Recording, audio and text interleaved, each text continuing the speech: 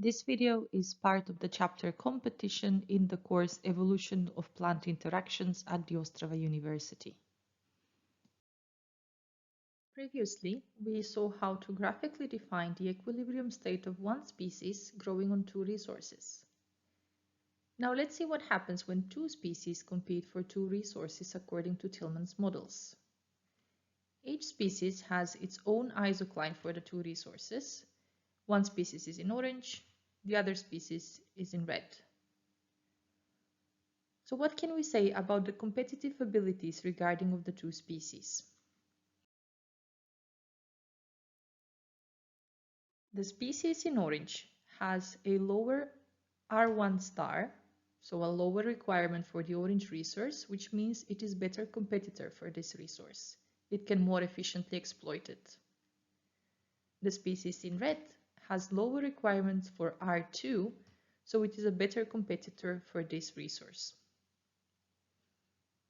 For the two species to be at equilibrium, they both need to have a zero growth rate, and the total resource consumption by the two species needs to be compensated by the resource supply vector of the habitat.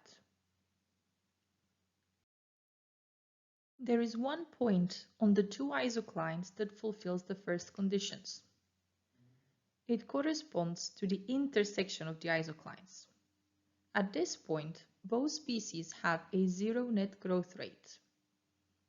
But is the resource dynamic at equilibrium here? Let's look at the resource consumption vectors now. They are defined independently for the two species. Each of them consumes the two resources at its own rate. If we superpose these lines to the potential equilibrium point, we see how they divide the plot in three segments. The fate of the two species will be determined by the position of the supply point relative to these three plot segments. Here, the supply point corresponds to environment with abundant resource 2, but poor in resource 1. In such an environment, the orange species, which is more competitive for resource 1, will win the competition. On the other end, the supply point corresponds to a habitat rich in resource 1, but poor in resource 2. In here, the red species will outcompete the orange one because it requires less of the resource 2.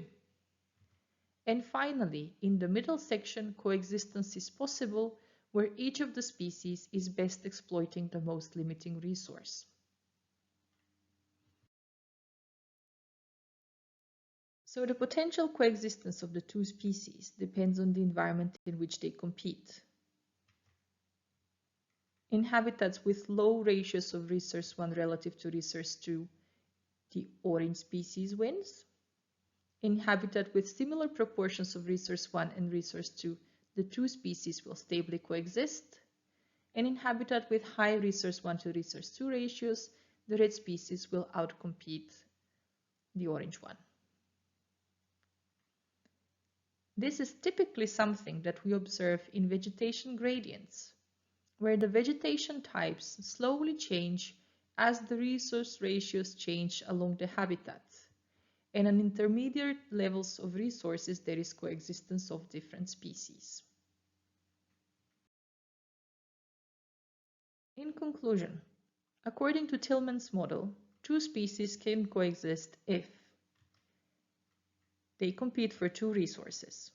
When the species are competing for only one resource, as we saw previously, the species capable of more efficiently exploiting the resource will outcompete the other. Both species should have different requirements for each resource, such that an equilibrium point for both of them simultaneously is possible. Lastly, the environment in which the two species compete should not favor either of the species. Although this cannot be visualized graphically, these conclusions can be mathematically extended to the competition of multiple species. So multiple species can coexist if the number of species is equal to the number of resources for which they're competing. So for 3 species, we need 3 resources. For 10 species, 10 resources, and so on. and the other two assumptions for two species are also valid for multiple species.